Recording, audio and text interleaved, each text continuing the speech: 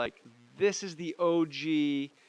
This is the guy that kept it real all the way down the line. Like, for crying out loud, Stacy was paddleboarding earlier today in Santa Monica Bay. No, Like you did. You've kept it real the whole way. Yesterday, my day consisted of I went surfing. My wife and I went down to the beach. I went out and paddle surfing. Saw a couple of friends of mine, like the real OGs from Santa Monica. Came up off the beach. I wish you were talking about a couple of separate fish. No, came up off. Saw a couple friends of mine. Oh, no. Like, hey, guys. No, but then Hey, Stace. My buddies. No, but I went up, put my board on the car, and took my skateboard out of the trunk and skateboarded in the parking lot at Santa Monica. That's badass. That was the first half of my day, But I skateboard for other reasons, man. I skateboard for, I have to do it. I have to skateboard every day. Now, what point did you feel like you needed to start documenting stuff? Because not only did you document your friends growing up and the importance of the Zephyr team, and of course, now BonesBrigade.com. I didn't document it then. I shot a little bit of Super 8 back then. No, that's what I'm asking is when did you think this needs to be recorded for posterity? Because what we did was important. Did you know, okay. at the time, do you have any idea that what you're doing is important? It was important to us, but I didn't know where it was going. I didn't know it would go this far in my lifetime at all. I can only equate it to stand-up comedy. I knew what I was doing was important, and I knew I wanted something. Did you know you'd make it? Did you know you'd make it? There was no plan B. I didn't know why I wouldn't make it.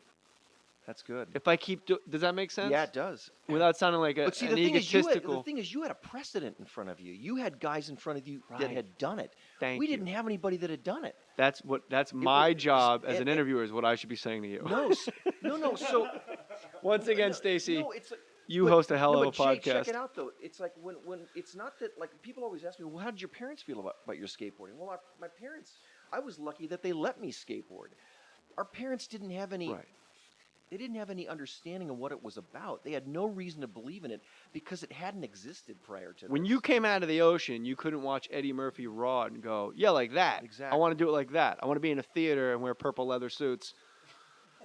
Well, without the purple leather suit part, but I want to do stand-up comedy in a theater. No. Like, that's the end game, where you go on, you see Red Fox on a sitcom and go, like that. Right. Or Bill Cosby on The Cosby Show. Right. And, Stacy, that's the best point that I'll never be able to come back to on this podcast is you and all of your friends and even the guys after you had you. Like, you were the precedent. Right. And how often in life does anybody get to sit down with the actual person that started a thing? I didn't start it. I was one of the. God I was, damn I, it. got, I was one of the spokes. I got lucky. I got lucky to be the right place, right time. So there were no surfers and skateboarders that you looked up to? Oh yeah, there were surfers. There was no So then skateboarders. right. We were the age limit. There were some guys that had skateboarded in the '60s, but by the time we came up in the '70s, they were gone. It was all gone. It was all gone. Like when Tony Alva and I turned 40 years old, Thrasher magazine put on the cover, "Skateboarding turns 40." And I'm not saying skateboarding is geared to our age, but there's never been people ahead of us. So we've always been looking at the abyss. So I'm a middle-aged guy, and I still ride skateboards. I can still skateboard in parks. Never in my life, when I was a 20-year-old kid, did I think I could do this at my age, ever, because no one had done it before. So I'll And ask it's not you. to say it's a big deal. It's just to say that we haven't had anybody to look at. There's nobody older. I'll ask you the question you asked me. Did you think you were going to make it? Make it when? Did you, at any time when you were a teenager, when you got pulled for the Zephyr team, did you think like, "Oh, I'm going to make it"? Well, I didn't know if skateboarding was ever going to become something, so I didn't know that it guess could it's- yeah. happen. But I'll tell you this much. weird. But let me tell you this much: when it did blow up, I had to make it. I had to do it. It had to happen. If you failed, you would have proved every neighbor Not and every just that, I detractor just right. had to do it because I couldn't face what would have happened in my life. I couldn't have just been a tradesman. I couldn't have done that. And then when my career was over, I had to start a company. I just had to, because, man, check this out. What ends a skateboard no, career? When my career was coming to the end, somehow my name got on a mailing list, and I got these interviews with insurance companies.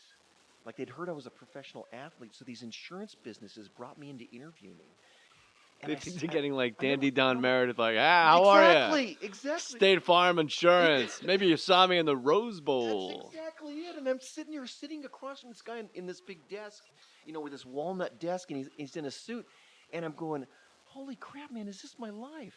It was like I only got this short, brief period of what it could be like, and now it's going to be this. Yeah. It scared me beyond belief because I didn't know what I was capable of But doing. how does a skateboard career end? Like what happens? You just can't Um, do what the kids are doing behind you? well, there was another that brings up a whole other story. What happened was is after the boom in the 70s, in 1980 and 81, 82, skateboarding started to die again, and it had what's called a second death. And so people like me couldn't make money as professionals anymore, and we all had to leave the sport. I didn't have to leave because I started a company, and I was paid to work my company, to grow it. I wasn't being paid as a skateboarder. So I started putting the guys on the team like Tony Hawk and Caballero. They were little kids. They didn't need money. They were amateurs. I didn't have to pay them. So I like that you chose all guys that if they did porn, they wouldn't have to change their names. I just does picture Tony Hawk have the best Tony, name? Or not as good as Lance Mountain. no, but for, Fucking no, but Lance Tony Mountain with a money shot in Tony Hawk's back. That's the fucking total. You just picked. You went to the amateurs and looked at the sign-in sheets and went, "Who can I cast in my pornos?" Tony Hawk, Lance Mountain, Stacy Peralta. Bring you Half Pipe. Fuck. It's the prequel to Full Pipe. I'm not sure how I fucked up Full Pipe. That's too funny, man. But you also, so you start, when did you start going back? Was it out of financial necessity? Were you an opportunist? Or was it out of the love of what you'd experienced that you decided you needed to start documenting and putting together the things you had documented to make this documentary? What happened was Dogtown and Z-Boys. That's bonesbrigade.com. Check out everything Peralta. we were a small company. We couldn't afford a lot of things, so I had to start shooting ads myself, shooting pictures For myself. Bones Brigade? Yeah, for the Bones Brigade team. And also, what happened was, as I said, skateboarding died again. We We keep had- taking turns holding in burps. It's funny. I keep looking over. He's doing it. No, and I'm every time filling he myself talks- with suds, man. Every time he talks, I'm like, ugh. I'm sorry. All right, I just had to acknowledge it because we kept doing it in each other's faces. No, skateboarding died in 81, 82. It was really bad. Things were pretty miserable. It was a tough business to be in. And I had this amazing skateboarding team of these guys that were inventing the future of skateboarding. They were inventing so many maneuvers, and we thought we've got to take our thing to the world. And so we dreamt up this idea of making a skateboarding film. But the problem is we couldn't afford to hire a production company. So I rented a camera, had a little video editing system put in my apartment in Hollywood, started shooting in 83, and in 84 we premiered our first hour-long film in Tony Hawk's living room, in his parents' living room. That shows you how humble it was. His parents were there. There was about 8 other people there. They looked at the film and they go, that's pretty cool.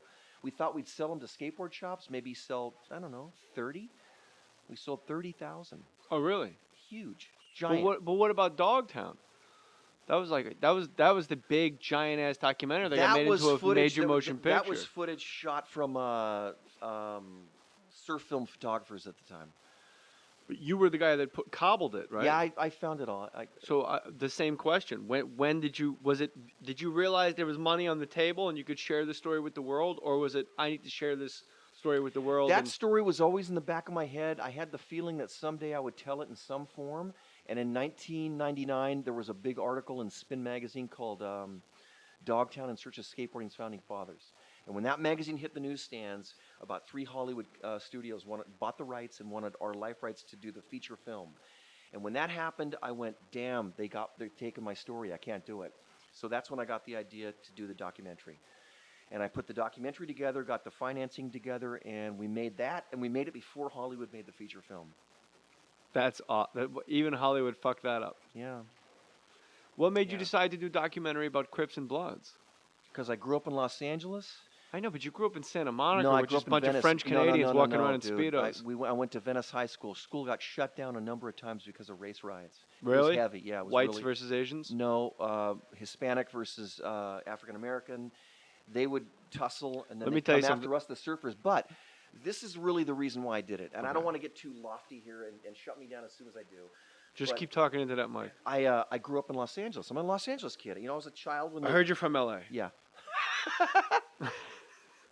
This gang problem has gone on for 30 years. And So this is I have the a question. 70s, So right? I have a question Okay. for you, and Yes, this is sir. the question. This is how I got the money to make this film because nobody wanted to make it. The This is movie the is question. called... Crips and Bloods Made in America. Okay. This is the question I finally got people to say, okay, we'll fork over the money. I said, What would happen? And I'm going to ask you this, Jay. What would happen if teenage white kids in Brentwood were arming themselves with AK-47s and killing teenage white kids in Pacific Palisades? How long would that last? Not long. How long? Uh, More than a minute? 1 year. Okay. 1 year. Okay, It's the this same go- thing like if the president's daughter, God forbid, and this was back when Clinton, Right. Bush before him. Okay. If the president's child had HIV, how fast before there Okay. was a cure? So is there a value? What's going on here? All I wanted as a filmmaker and as a Los Angeles, person to go there and find out, are these kids really monsters? Why is this happening? And that's Monster why- Cody was a monster. He that's named why- himself Monster. That's why I wanted to do it. That's simply why I wanted to do it. So the African Americans and the Mexican or Latinos would get after it at Venice High. Yeah. Not African American on it. Let me tell you something first of all about African Americans. I went to school one day after They we had a look- riot. I They went to look school. they look black. Yes. That's all. I'm just gonna say Okay. black from here on out. That's 'cause- pretty profound. Yeah. Anyways, you don't make a lot of money doing documentary films, so you got to get something out of it. But you get crazy ass respect. Like you've become the guy. Yeah, but sometimes you got to support yourself. So, anyways, what I So try go to do skateboard is for a couple hundred G's, you I creep. wanted to make that film. I wanted to see it. That was it. Really? That was it. That's amazing. That was it. That's like my whole MO the whole time. I only do jokes that I would want to see. I swear to God. Seriously? I swear to God. Like That's it. otherwise I'd have 4 hours of material about like, hey, what would happen if Al Pacino worked at McDonald's? It would go a little something like no, fuck that. Like, what do I want to see? I want to make fun of fucking Vedder selling ukulele records at Starbucks. Fucking corporate There you Eddie. go. Well, that's why you succeed. Oh, that's so bizarre. But that's why you succeed. I've because never you're- admitted that to anybody. That's because you're bringing your thing to. You're bringing it forth. And I think it's because I thought it sounded really lofty, like No, you man. said. And when you gave me the okay. No, that's it, man. So Crips and Bloods, how do you get access to go as far deep into the hood as you got? Because you're pretty fucking white. I I'm going to call you a European American. I'm a quarter Mexican, believe it or not. You're a quarter Mexican? Yeah, but you wouldn't. I'm a, Is it I'm the a lot. Stacy or the Peralta? I'm a lot Peralta, but I'm a lot Irish too. No, my grandfather was from Sonora, Mexico. But check this out. My grandfather goes from Sonora, Mexico to Phoenix, Los Angeles. When he's in Phoenix as a little boy, he's one of only 2 Hispanic kids that's allowed into the public school system. And the reason why is because he had light-colored skin. Really? Had his skin been darker, they wouldn't have let him in. Man, Phoenix So I has wouldn't their, have been here. Phoenix has their Anyways, act together. What happened is in South LA, I met a few gang members, and they got me access to Well, other gang hold on a members. second. Let's back up All right. for the listener. That's just let's not whitewash. Like in South LA, I met a few gang members. Oh, like wait, okay. maybe I met a couple on the pier, Santa Monica All Pier, right. but just because they're like, hey, you're that actor, man. What's up, Jay Moores? But like, what do you mean you met gang members? I had met a gang member named Apollo, who was reformed. I had met him years earlier, and he actually came up and was a part of the film. I got initial connections through him. I met Jim Brown. But where do you Jim- meet Apollo? I met Apollo actually at Universal If Studios. you met on him a at the TV Apollo Theater, I No. would have just hit the I met him off on a button on TV the show. I podcast met and him just on went to music. a TV pilot I was doing. Okay. Years before, way years before. I met Jim Brown. I went to Jim Brown to get his blessing. I said, I know you've been working in this field a lot. I'm going to make this film. I want your blessing before I go in there. Because he's Smart. a heavyweight dude. Yeah, dude. And he goes, okay. And I explained who I was, where I'm from, the whole thing. And then he said, let me introduce you to somebody. He introduced me to this guy named Bo Taylor. And then Bo Taylor introduced me to a number of guys in different hoods. And I would call these guys and I'd say, can I come and meet you? And I'd drive into the hood and meet them alone. And I'd say, this is who I am. This is what I want to do. This is where I'm from. This is what I've done with my life. And this is what I'm hoping to do with this film. And by doing that, I showed them a lot of respect. Yeah. Because they typically say, guys come in there with cameras and say, hey, can you take us on a drive-by? And do really horrible things. They say horrible things like that. So they show them terrible disrespect. So I went in there saying, look, this is what I'm hoping to do. Did you ever get a situation And it where was you scary as hell, man. It was? Believe me. Oh, hell yeah, man. There's sirens going off all the time, helicopters going off all the time. And people down there are very, very tense, man. It's tense. Everybody's tense. And the gang members told me, you cannot show softness, ever.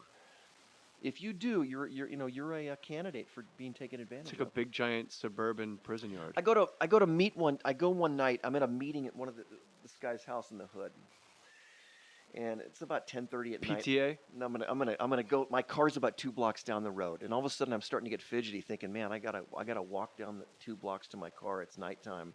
This is a pretty intense neighborhood. So I say to my shot caller guy, I say, hey man, is it cool if I walk to my car? Like a stupid white guy, and they all start laughing at me like mad. They're just busting up.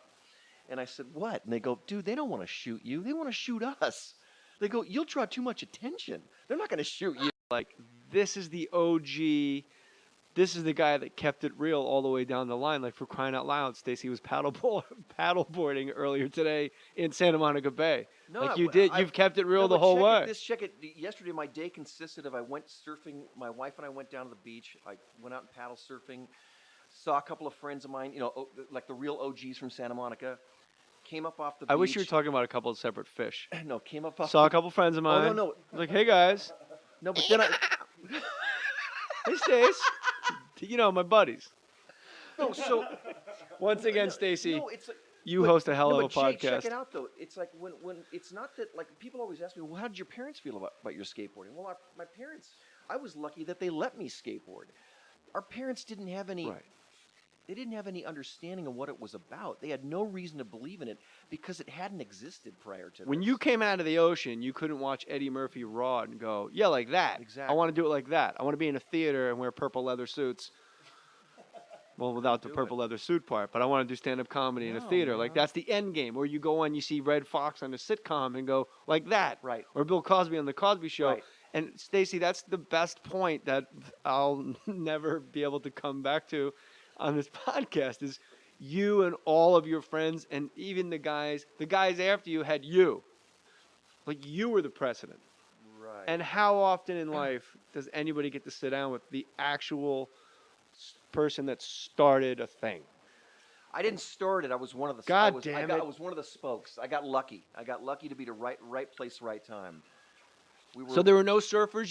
Did you know Okay. at the time? Do you have any idea that what you're doing is important? It was important to us, but I didn't know where it was going. I didn't know it would go this. I didn't know it would go this far in my lifetime at all. I can only Never. equate it to stand-up comedy. I knew what I was doing was important, and I knew I wanted something. Did you know you'd make it? Did you know you'd make it? There was no plan B. I didn't know why I wouldn't make it. That's good. If I keep does that make sense? Yeah, it does. Without sounding like But see, an the thing egotistical. is, you had a precedent in front of you. You had guys in front of you that Right. had done it. Thank we you. didn't have anybody that had done it. That's my job as and- an interviewer is what I should be saying to you. No, but I went up, put my board on the car, and took my skateboard out of the trunk and skateboarded in the parking lot at Santa Monica. That's That was the badass. first half of my day, But I skateboard for other reasons, man. I skateboard for, I have to do it. I have to skateboard every day. Now, what point did you feel like you needed to start documenting stuff? Because not only did you document your friends growing up and the importance of the Zephyr team, and of course, No, now I BonesBrigade.com. didn't document it then. I shot a little bit of Super 8 back then. No, that's what I'm asking is when did you think this needs to be recorded for posterity? Because what we did was important.